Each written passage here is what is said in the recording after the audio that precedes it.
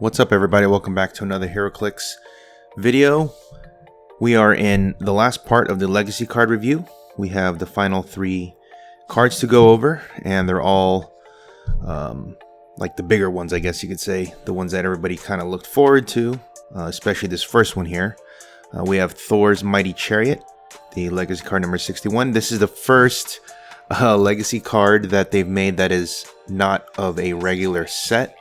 It is an LE convention exclusive or like a mail away or something like that. But I know this came out between like that 2008-2009 period where it was kind of a the break or lull between Topps and NECA owning WizKids. So it's I kind of forget how this was available, but I do know that this was eventually available for purchase, I think, from the distributor directly when NECA took over. But anyway, we're going to look at the 75 point line because the 250 is just too much. And then the 500 point line, obviously, we're not going to even look at. Partly because they don't even have that point value on the card itself. So go figure. Anyway, this is 6 clicks, 75 points. Animal Asgardian deity. One thing to note, the original Mighty Chariot only had 1 point value, so the fact that they're able to split it up into 3 point values is kind of cool because you get a little bit more playability. But obviously the 75 point one is what we're going to look at for Modern and Bronze.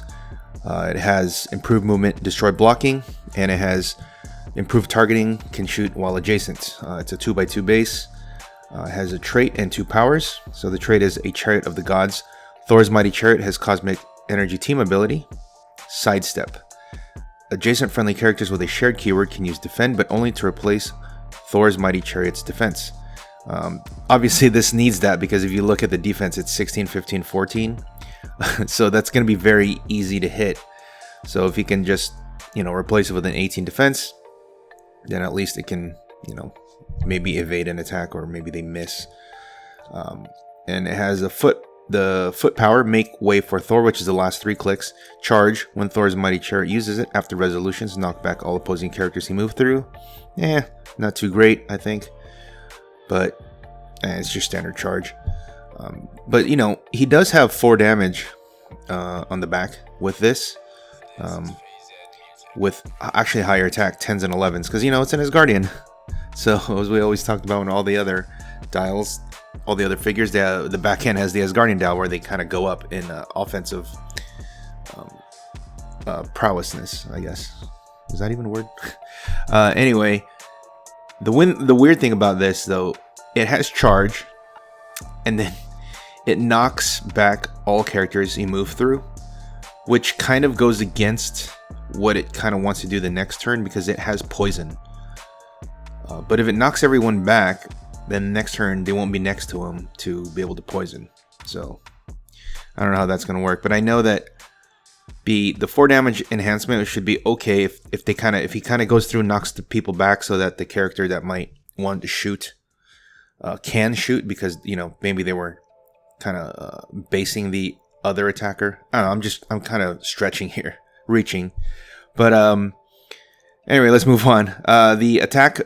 Power, let the storm strike. First 3 clicks, energy explosion, 3 bolts. When Thor's Mighty Chariot makes a range attack, modify attack +1 for each action token on his targets, and after resolutions, give an action token to all missed targets. That's definitely needed because it has a 9 attack, and 8 range is solid with a running shot, and 3 bolts instead of 1 means he can definitely get more use out of that. The action token thing, because the more targets he can hit, or the more characters he can target, the higher chance he'll get his attack +1. It should be kind of easy to get like a 10, 11, or like 10 or 11, but with those 3 bolts, he should be able to get 12. A 12 attack on this. So. But it's just regular energy explosion. If he hits them, cool, I guess. But if he misses, they get token. I guess that's cool. To note, he has exploit with running shot. It's kind of opposite of the the other side, on the back end, it's charge and enhancement. And so, all in all, I don't know how viable this piece is, because 6 clicks with just toughness, this thing could go down pretty fast. Even with the defend, 18 isn't too hard. It's not like this has deflection or reflexes, but it's just a novelty piece, I guess you could say. It looks nice on the field, but I guess we'll see, right? Note that because it's a standardized character, you can actually carry this piece with other people that can carry, even though it's a 2x2. So I guess that's good for what it's worth. All right, moving on. We have Ymir, the frost giant,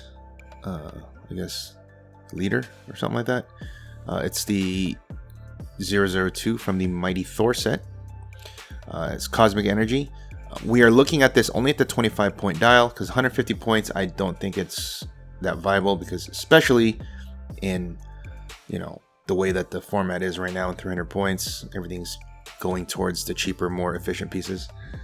It has Asgardian deity monster ruler. Of course, it's 1 click because it's a retaliator from a previous set. Decent stats, 11 attack, 18 defense, 4 damage. He has the realm of the giants Niflheim, which we're not really gonna it's not gonna come into play because we're not looking at him at the 150 point mark. But he does have the colossal retaliation numbing cold on the foot power. It's power. If no friendly character has been placed this turn, choose an opposing character that attacked Ymir or damaged a friendly character since your last turn. Place Ymir such that he can make a close attack targeting the chosen character, then do so. A hit character modifies its combat values -1 for each action token on it until your next turn. That's a really good retaliation. No, it is a power action, so no more free going over there and then attacking afterwards. I think they did that because they took out the colossal indifference. The old rules for these colossal retaliators all have this drawback where they can't attack people smaller than them, but they took that out. So if he was able to go there as free and then he can regular attack, he's getting 2 attacks at 4 damage. So this is a way to kind of balance him out, obviously for 25 points. His defense is King of the Ice Giants, stop toughness. So, you won't be able to outwit him and just like poison him or something. But the make an attack and modify the combat value -1 for each action token is really good if he can hit, right? So if he hits, they get -1 for each. If they already have 1 or 2, -1 their combat value. If they have 1, they're just -1 combat value. That's already solid.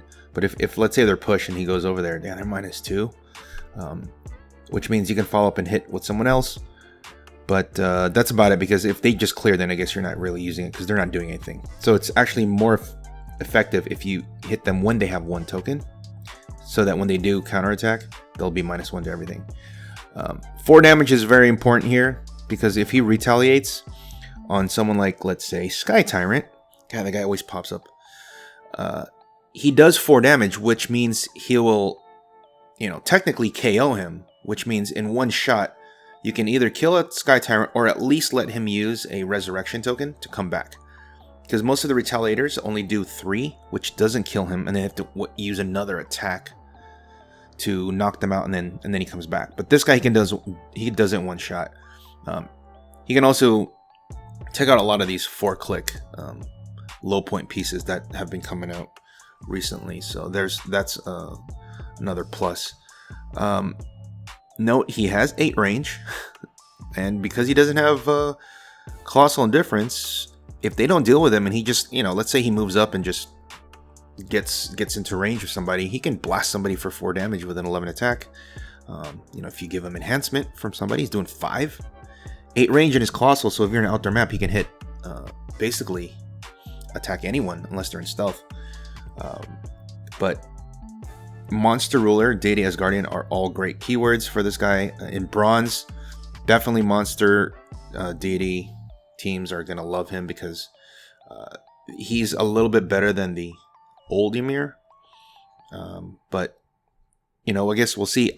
I foresee him to be played a lot more in modern, post the rotation. So let's say come July when they rotate the sets. When X-Men Animated rotates out, there goes almost all the Retaliators, right? So the only Retaliators left are kind of like Gigantas, and maybe a couple things here and there, but like just straight up Retaliators, we're going to have Ymir, and the next guy is Surtur. So I think we're going to see a lot more of this. And also, you know, monsters are still huge, so this guy just slots right in. Alright, and then the last one we have Surtur, number 001 from Mighty Thor. This is another one that everybody has been looking forward to. Note that the prices on these figures before the Legacy card spoilers were like, I think Surtur was like 60 or 70, and then the Ymir was like 35, 30, and then now they're, you know, between $150 to $200, depending, I guess, if they have their weapon or not when they originally came out. But anyway, Surtur is 25 points. We're also going to look at him only at the 25 point line.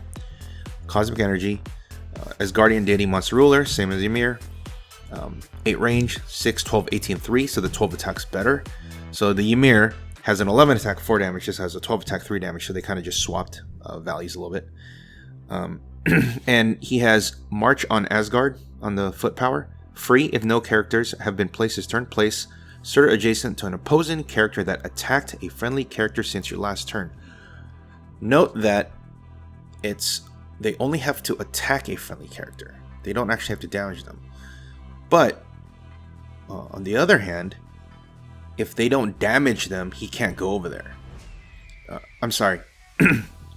If they don't attack them but damage them, he can't go over there. So the normal way would be if, you know, you get poisoned or somehow take damage from Mystics or something like that, then they can, normally these guys can go over there. It's attacked or damaged. This one is just if they've been attacked, right? So he can't go there off of a poison. He can't go there off of Mystics. He can only go there only if your guy's been attacked. But on the plus side, they don't have to damage you. They just attack and then he can go. And then he has King of the Fire Giants, defense power, stop, toughness, and then the damage power. It's the Sword Twilight. This is the one that I think will make him playable, more playable. When Surtur hits with a close attack, choose a standard defense power or stop. Hit characters can't use the chosen power or ability until your next turn. A little bit different than his original power, but if he hits with a close, then then you can choose stop or a defense power, and then they don't have it for the rest of the turn. So if, let's say they have you know, invincible or impervious as a trait, then they can't use it, and that's all their reflex, that's all their defense power is, then your follow-up attack can just kill them. Note that his March on Asgard only places, he doesn't actually make an attack when he places over there, which is good and bad, because again, he places over there and doesn't make the attack, because if he did, that means he can just regular attack somebody. Then now he has 2 attacks for 25 points, which, you know, they got to balance it, just similar with Ymir. So Ymir is opposite. It's a power, and then he gets a free attack. This guy's just a free attack, so you actually have to give him an action to attack. However, because it's free, you have options when he ports over there. He doesn't actually have to attack the person that he placed adjacent to. He can just go over there and then attack someone else.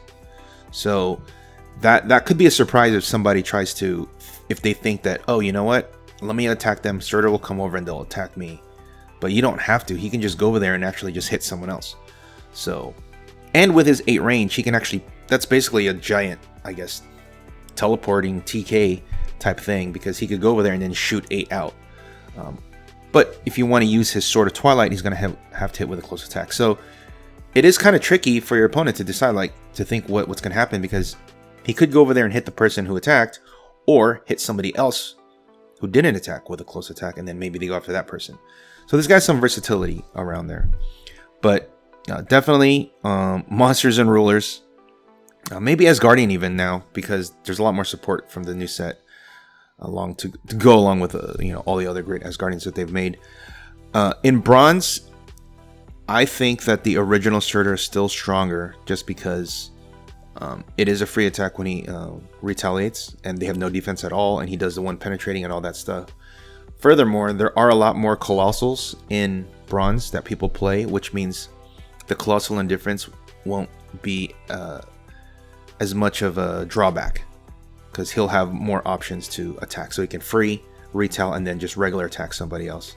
And, you know, whenever he attacks somebody in the Bronze version, they don't get to any defense at all.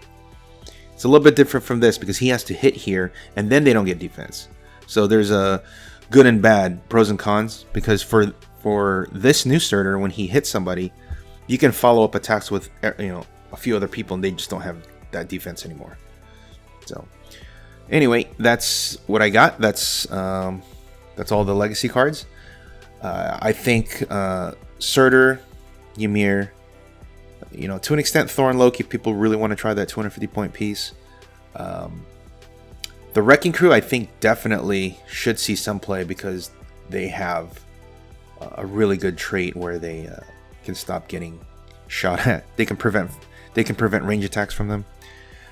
And maybe Valkyrie and Warriors 3, but I don't see those. But for sure, these two Colossals, Ymir and Surtur, should see some play. Let me know what you guys think. If you would play in Bronze, at least the Bronze players, if you would play this Surtur or the other Surtur, or maybe you play one of each. And if, you know, 25 points isn't, you know, good enough for Modern for these types of characters. But yeah, that's it. So I'll be back with another episode of the Heroclix history coming up. I know that was really popular, so that'll be coming up soon. That'll be covering the 2011 World Championships. So this set's really cool. I really like the War of the Realms set. I've played a few sealed games now, and it's great. I love it. I really like how they've designed sets now to be sealed friendly or sealed centric. So, all right. Well, until next time, guys. Only bad players blame the dice. See ya.